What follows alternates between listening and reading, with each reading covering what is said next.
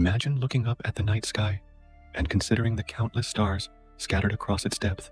The rare Earth hypothesis holds that while microbial life may be abundant, complex life forms, like those on Earth, could be extremely uncommon. It emerged as a response to estimates suggesting that life should be widespread. Instead, it points to a long list of factors required to support advanced life, factors that might rarely align in a single place. In the year 2000, geologist Peter Ward and astronomer Donald Brownlee published a book outlining the essential conditions they believed were necessary. They examined Earth's environment, its location in the Milky Way, and its complex geological and biological history.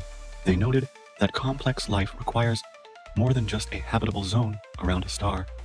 It calls for long-term planetary stability, the right chemical elements, and protection from catastrophic cosmic events. According to this hypothesis, Earth's position matters. It sits in a relatively calm region of the Milky Way galaxy, a place neither too close to violent galactic centers, nor too far into barren outer zones. This position influences the availability of heavy elements needed for building planets and organisms. Stars closer to the galactic core might be bombarded by intense radiation, and nearby supernovae, stars too far out, might lack the metals and minerals needed to form rocky planets. Earth's location appears to occupy a narrow band where conditions are more stable and resource-rich. The type of star also matters. The Sun is long-lived and relatively stable, providing a consistent energy supply for billions of years. Many stars burn out too quickly, flare unpredictably, or produce insufficient energy for complex life to evolve. A star like the Sun, stable over immense timescales, allows for the slow and gradual development of complexity. Rapid changes or short lifespans of other stars would disrupt or prevent the lengthy evolutionary processes needed for advanced life. Plate tectonics shape Earth's surface, climate, and nutrient cycles. Continents shift, oceans circulate, and volcanic activity recycles carbon, preventing runaway greenhouse or icehouse conditions. The rare Earth hypothesis highlights that plate tectonics could be rare. If other planets lack them, they may fail to regulate climate and maintain stable conditions for tens or hundreds of millions of years. Without tectonics, the balance between greenhouse gases and temperature might never stabilize long enough for complex organisms to thrive. A large moon also plays a role. Earth's single oversized moon helps stabilize its axial tilt, preventing extreme climate swings.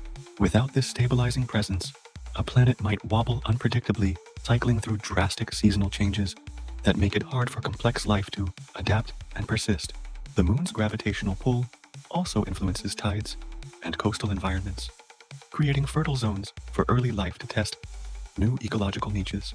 The rare Earth hypothesis stresses that such a large, stabilizing moon could be a rare cosmic coincidence. Jupiter-like gas giants in outer orbits act as gravitational shields. They deflect comets, asteroids, and debris that might otherwise bombard inner planets too frequently. The hypothesis suggests that without such protective giants, a planet's surface might suffer constant impacts, resetting the evolutionary clock every few million years. Persistent bombardments would destroy habitats before life could develop from simple microbes into complex multicellular creatures. The presence of gas giants in just the right places may be an uncommon arrangement. Long-term climate stability is essential. Earth's climate has varied over geological timescales, but it remained suitable for life's gradual progression from single-celled organisms to complex animals. The rare Earth hypothesis points to the difficulty of maintaining such conditions. Too much carbon dioxide and the planet overheats, oceans evaporate, and life dies off. Too little, and the planet freezes solid. Earth's ability to self-regulate through carbon cycles and tectonics made it possible to sustain habitable conditions over eons, giving complex lifetime to emerge and diversify. The hypothesis holds that even the initial spark of complex life might be rare. While microbial life appeared relatively quickly on Earth, it took billions of years before multicellular organisms arose. This slow transformation required stable conditions, reliable energy, and protective environments. If any crucial step had failed, Earth might have remained a microbial world forever. This long delay in complexity suggests that the right conditions must persist not just for millions, but for billions of years, a tough requirement to meet.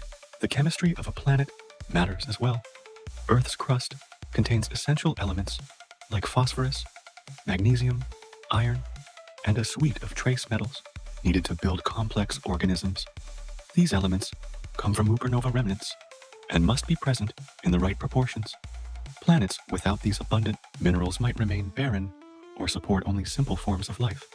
The hypothesis emphasizes that elemental abundance and availability might not be common throughout the universe, limiting the odds of complex life evolving elsewhere. The rare Earth hypothesis also pays attention to mass extinctions and their aftermath. Earth experienced multiple extinction events that wiped out large percentages of species. However, life rebounded, adapted, and radiated into new niches. Each recovery took millions of years and required stable conditions to allow the survivors to diversify. If catastrophic events happened too frequently, or conditions never improved afterward, life might never progress beyond basic stages. The steady pacing of catastrophes and recoveries could be another uncommon factor that allowed complexity to build up over time. Observations of exoplanets help provide context. Since the early 1990s, astronomers have discovered thousands of planets orbiting other stars.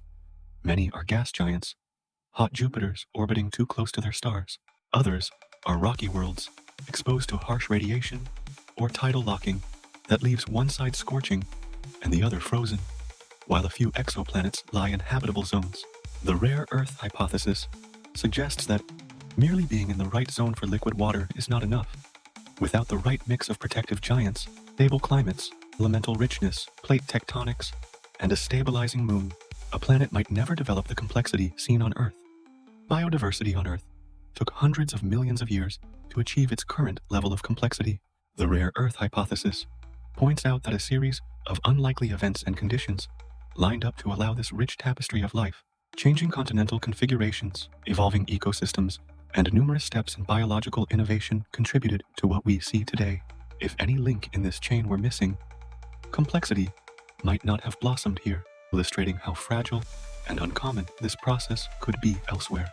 The hypothesis does not claim that Earth is the only cradle of complex life, only that such places might be exceedingly few.